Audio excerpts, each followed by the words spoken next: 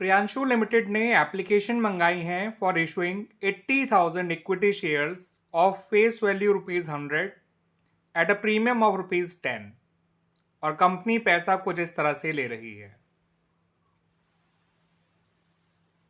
Application पे वो ले रहे हैं ₹30, अलॉटमेंट पे भी वो ले रहे हैं ₹30, मगर उसमें प्रीमियम इंक्लूड है, यानी कि जो अलॉटमेंट है वो ₹20 प्लस 10 है। 20 उसमें कैपिटल के हैं और 10 प्रीमियम के हैं। ठीक है बच्चों, और बैलेंस वो ले रहे हैं ऑन फर्स्ट कॉल, या आप कह सकते हैं फर्स्ट एंड फाइनल कॉल। तो बैलेंस आएगा बच्चों ₹50। 100 रुपये शेयर की फेस वैल्यू है, 30 एप्लीकेशन में ले चुके हैं। अलॉटमेंट में 30 में से 20 ही कैपिटल के हैं, तो 30 और 20 50, 100 में से 50 कम कर दीजिए, बचे 50। ठीक है बच्चों, इस तरह से कंपनी पैसे ले रही है in 3 installments, application, allotment and first and final call.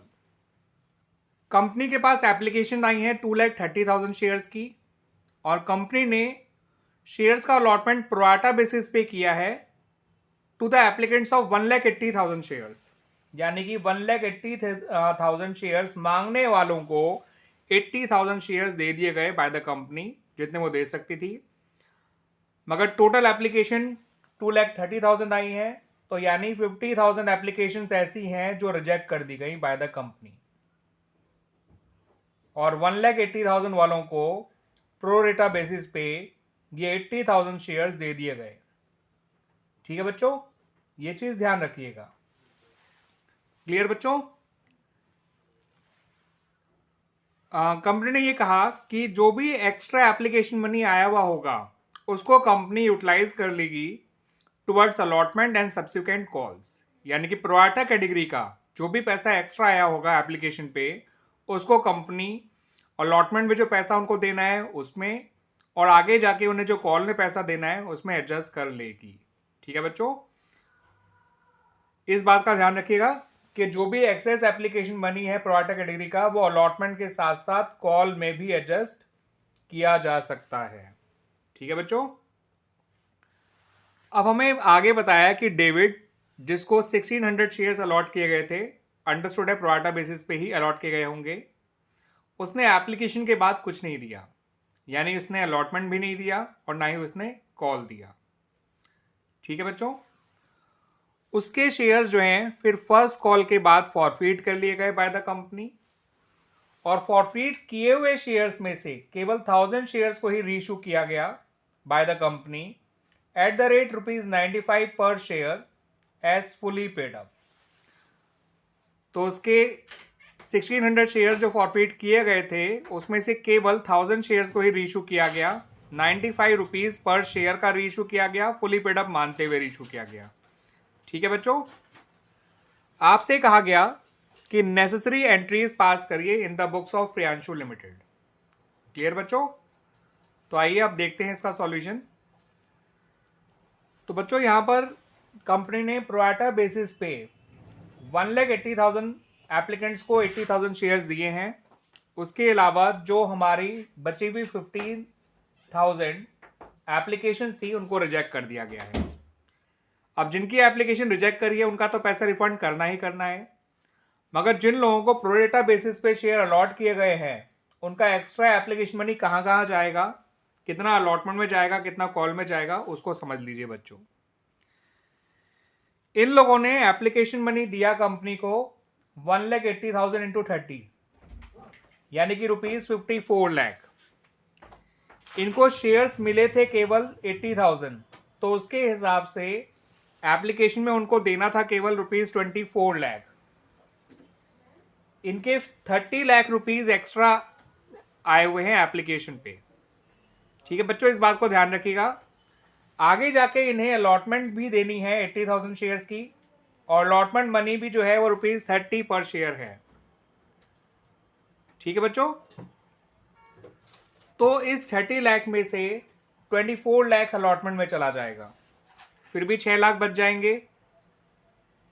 ठीक है बच्चों, अब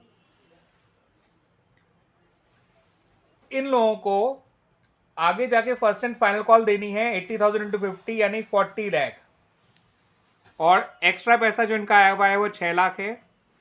तो कॉल्स इन एडवांस में ये 6 लाख जाएंगे। ठीक है बच्चों, जितना फालतू पैसा है इतना हमें फर्स्ट कॉल में एडजस्ट करना है, जो कॉल्स इन एडवांस के नाम से अभी लिखा जाएगा। अलॉटमेंट में जाएगा ये 24 लाख। ठीक है बच्चों, इन दो अमाउंट्स का ध्यान रखिएगा कि प्रोराटा कैटेगरी वालों का अलॉटमेंट में कितना पैसा गया और कॉल से एडवांस में कितना पैसा गया। ठीक है बच्चों, एप्लीकेशन का पैसा जो इनका आया था वो 54 लाख था। 24 लाख उस समय केवल ज़रूरत थी एप्लीकेशन पे, बिकॉज उन्हें मिले के थे केवल 80,000 शेयर्स। उसके हिसाब से 24 लाख ही चाहिए थे। एक्स्ट्रा एप्लीकेशन मनी था ₹30 लाख। आगे जाके इन्हें अलॉटमेंट भी देनी है 30, बिकॉज अलॉटमेंट 30 रुपीज़ की है, 10 रुपये प्रीमियम मिला के, तो वो भी 24 लाख ही हुआ। तो 24 लाख इस 30 लाख में से चले गए अलॉटमेंट में, बचे 6 लाख। आगे जाके इन्हें देने हैं 40 लाख कॉल पे, तो 40 लाख तो नहीं है एडवांस, लेकिन 6 लाख जरूर है एडवांस, जो आगे फर्स्ट कॉल के लिए एडजस्ट हो जाएगा। अभी फिलहाल एडवांस के नाम से लिखा जाएगा, और जब हम फर्स्ट कॉल की रिसीविंग करेंगे तो इस 6 लाख को डेबिट कर देंगे। ठीक है बच्चों, आइए अब बना लेते हैं एंट्रीज। अब बच्चों जो सबसे पहली एंट्री बनाई जाएगी वो तो जितनी एप्लीकेशंस आई हैं कंपनी के पास 2,30,000, ठीक है बच्चों, इंटू 30 बनाई जाएगी। जितना एप्लीकेशन मनी है और जितनी एप्लीकेशंस आई हैं ये हो जाएगा बच्चों 69 लाख। ठीक है बच्चों, अब इस पैसे को कैसे कैसे एडजस्ट किया जाएगा वो भी देख लीजिए। शेयर एप्लीकेशन अकाउंट डेबिट हो जाएगा at the time of allotment. अब शेयर कैपिटल में तो उतने ही शेयर का पैसा जाएगा जितने कंपनी ने इशू किए थे, 80,000 into 30 that is 24 lakh. Allotment में कितना जाएगा मैंने आपको बताया था पीछे अभी वर्किंग नोट में अपने, 24 लाख। बैंक में उनका पैसा जाएगा जिनको आपने एप्लीकेशन रिजेक्ट कर दी है, 50,000 एप्लीकेशन जो रिजेक्ट हुई है इंटू 30, 15 लाख। और मैंने आपको बताया था बच्चों कॉल से एडवांस में भी कितना पैसा जाएगा, 6 लाख। तो प्रोराटा कैटेगरी वालों का जो एक्स्ट्रा पैसा है वो 30 लाख इस तरह से एडजस्ट हुआ। 24 लाख गया अलॉटमेंट में और 6 लाख गया कॉल्स इन एडवांस में। ठीक है बच्चों, जो फर्स्ट कॉल के टाइम पे एडजस्ट कर दिया जाएगा। अब आगे अलॉटमेंट ड्यू करनी है हमें। ठीक है बच्चों, शुरू की 2 एंट्री बन गई हैं। हमने एप्लीकेशन मनी जितना रिसीव हुआ था उसे कहाँ कहाँ एडजस्ट करना है वो कर लिया। अब अलॉटमेंट जो ड्यू कराई जाएगी वो 80,000 शेयर से ही कराई जाएगी। तो 80,000 इंटू 30 होता है बच्चों 24 लाख। कैपिटल में जाएगा 80,000 इंटू 20 यानी 16 लाख, और सिक्योरिटीज प्रीमियम में जाएगा 80,000 into 10 that is 8 lakh. Clear बच्चों? अब अलॉटमेंट की रिसीविंग की एंट्री हमें नहीं करनी पड़ेगी, क्योंकि अलॉटमेंट में आप देख सकते हैं हमने 24 लाख ड्यू कराया है और उतना पैसा एक्सेस एप्लीकेशन मनी अलॉटमेंट में पहले ही आया हुआ है। तो अलॉटमेंट की रिसीविंग के टाइम पे कोई अमाउंट हमें मिलेगा ही नहीं, बिकॉज सारा पैसा प्रोराटा कैटेगरी वालों का एप्लीकेशन से ही अलॉटमेंट में पहले ही आ चुका है जितना उन्हें चाहिए था। 24 लाख चाहिए था, 24 लाख ही पहले से आया हुआ है। तो अलॉटमेंट की रिसीविंग की आप एंट्री बनाएंगे ही नहीं, इसलिए हम सीधा फर्स्ट एंड फाइनल कॉल की एंट्री बना रहे हैं बच्चों। तो फर्स्ट एंड फाइनल कॉल में अमाउंट है 50 रुपए पर शेयर और नंबर ऑफ शेयर है 80,000, तो ये हो जाएगा बच्चों 40 लाख। 40 लाख ही आपका शेयर कैपिटल में आ जाएगा। अब फर्स्ट एंड फाइनल कॉल की रिसीविंग के टाइम ध्यान रखिएगा बच्चों, 40 लाख तो यहां आना है। एडवांस का 6 लाख डेबिट हो जाएगा। जो एक्सेस एप्लीकेशन मनी हमने एडवांस के लिए लिखा था, क्रेडिट किया था, ये advance first and final call के लिए ही था। आरियर कितना आएगा उसको समझ लीजिए पहले बच्चों, फिर मैं बताऊंगा बैंक का अमाउंट कैसे आएगा। ध्यान रखिएगा बच्चों, जो ये 6 लाख रुपए एडवांस आए हुए हैं इसमें एडवांस डेबिट का भी होगा, क्योंकि एडवांस प्रोराटा कैटेगरी वाले लोगों का ही है और डेबिट का भी इसमें कुछ एडवांस होगा। तो डेबिट का जो फर्स्ट एंड फाइनल कॉल पे अरियर है वो निकालते समय इसका एडवांस कितना आया हुआ है डेबिट का वो जानना जरूरी है। तो आइए पहले वो देख लेते हैं, फिर हमें पता चल जाएगा कि डेबिट का अरियर है कितना एग्जैक्टली। बच्चों डेबिट के हिस्से का एडवांस देखिए मैंने ऐसे निकाला है। टोटल एडवांस था 6 लाख रुपए, जो कि 80,000 शेयर्स में एडजस्ट किया गया था, है ना। जो 80,000 शेयर्स प्रोराटा बेसिस पे अलॉट किए गए थे, उन्हीं का तो टोटल एडवांस है 6 लाख रुपए। और डेविड के पास को अलॉट किए गए हैं 1600 शेयर्स। तो इसी तरह से हमने लॉजिक लगाया कि 80,000 शेयर्स का एडवांस अगर 6 लाख है तो 1600 शेयर का एडवांस कितना होगा। ये निकल कर आया बच्चों ₹12,000।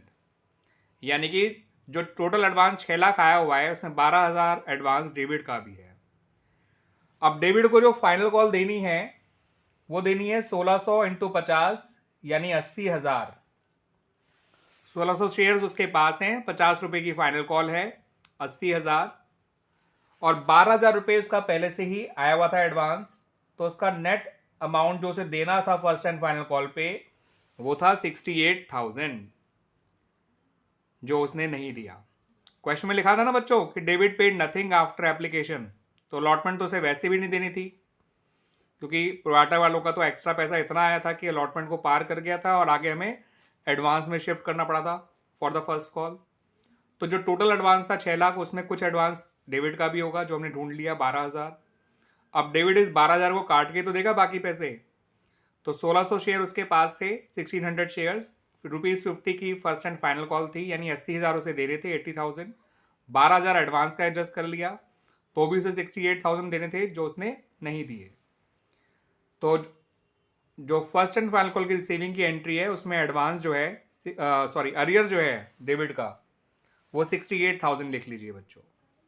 तो बच्चों डेबिट का अरियर आ गया 68,000।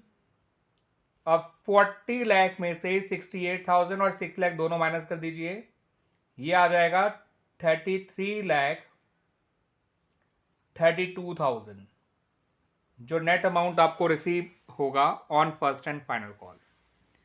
क्लियर बच्चों।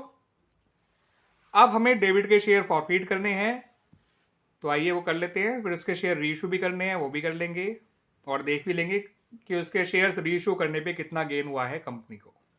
तो बच्चों जब डेबिट के शेयर फॉरफीट करेंगे आप, तो ध्यान रखिएगा कि सिक्योरिटीज प्रीमियम अकाउंट डेबिट नहीं होगा, बिकॉज सिक्योरिटीज प्रीमियम लिया जाना था अलॉटमेंट पे और अलॉटमेंट डेबिट ने दे दी है। दैट्स वाई हमने सिक्योरिटीज प्रीमियम अकाउंट को डेबिट नहीं किया है। यहाँ आएगा 1600 इंटू 100, दैट इज 1,60,000। ठीक है बच्चों, जब उसका शेयर फॉरफीट करेंगे तो शेयर कैपिटल अकाउंट डेबिट होगा, इस बात को ध्यान रखिएगा, बिकॉज फॉरफीट करने से कंपनी की शेयर कैपिटल रिड्यूस हो जाती है और शेयर फुली कॉल्ड अप है बिकॉज आखिरी कॉल के बाद शेयर को फॉरफीट किया गया है। कॉल इन एरिया में 68,000 वही लिख दीजिए जो हमने अभी निकाला था, और बैलेंस 92,000 शेयर फॉरफीट अकाउंट में आ जाएगा। यानी कि जो डेबिट ने कंपनी को पैसे दे रखे हैं ऑलरेडी, वो उसको रिफंड तो करे नहीं जाएंगे, यही पैसा शेयर फॉरफीचर अकाउंट में क्रेडिट कर दिया जाएगा। ठीक है बच्चों। तो जितने भी शेयर फॉरफीट किए गए थे डेबिट के, उसमें से केवल 1000 शेयर्स को ही रीइशू किया गया at ₹95 per share as fully paid up. तो 1000 इंटू 100 तो आपका आएगा बच्चों शेयर कैपिटल अकाउंट में, because share fully paid up है तो शेयर की फेस वैल्यू को आप क्रेडिट करेंगे। यहां आएगा 1 लाख। 95 पर शेयर आपने रीइशू किया है तो बैंक में आ जाएगा 95,000, और जितना डिस्काउंट आपने दिया है at the time of reissue, उससे आपका शेयर फॉरफीचर अकाउंट डेबिट हो जाएगा। क्लियर है बच्चों। अब बच्चों गेन कितना हुआ इन 1000 शेयर्स को रीइशू करने पर, वो समझ लीजिए। डेबिट का टोटल फॉरफीट अमाउंट था ₹92,000 और उसके शेयर्स जो फॉरफीट किए गए थे वो थे 1600। जितने शेयर्स रीइशू किए गए वो थे केवल 1000। तो इन 1000 शेयर्स का फॉरफीट अमाउंट आपको पहले जानना है। ठीक है, ऐसा करने से आपको इन 1000 शेयर्स का फॉरफीट अमाउंट मिल जाएगा, और जितना डिस्काउंट दिया है at the time of reissue उसे आप माइनस कर दीजिए, तो आपका जो गेन आएगा on the reissue of these shares वो आ जाएगा। ठीक है बच्चों, ये आएगा निकल कर आपका 92,000 अपॉन इंटू 5 करेंगे तो कितना आएगा बच्चों, 4,60,000 डिवाइड बाई 8 माइनस 5,000। 8 5 जा 40 बचा 660, 8 7 जा 56 बचा 440, 8 5 जा 40, तो ये आएगा 57,500, माइनस कर दीजिए 5,000, तो ये आएगा 52,500। ये आपका ओवरऑल गेन आएगा बच्चों on the reissue of forfeited shares. Total forfeited amount upon number of forfeited shares multiplied by number of shares reissued minus discount allowed on the reissue of forfeited shares. तो ये बच्चों 5/8 हो गया, ये आ गया 92,000 into 5 करा तो 4,60,000, 460 अपॉन 8 माइनस 5,000, ये आ गया 57,500 माइनस 5,000 यानी कि 52,500, और इसको हम कैपिटल रिजर्व में ट्रांसफर कर देंगे और हमारा ये क्वेश्चन कंप्लीट हो जाएगा। ठीक है बच्चों, उम्मीद करता हूं कि आपको ये सॉल्यूशन अच्छी तरह से समझ में आया होगा। थैंक यू बच्चों।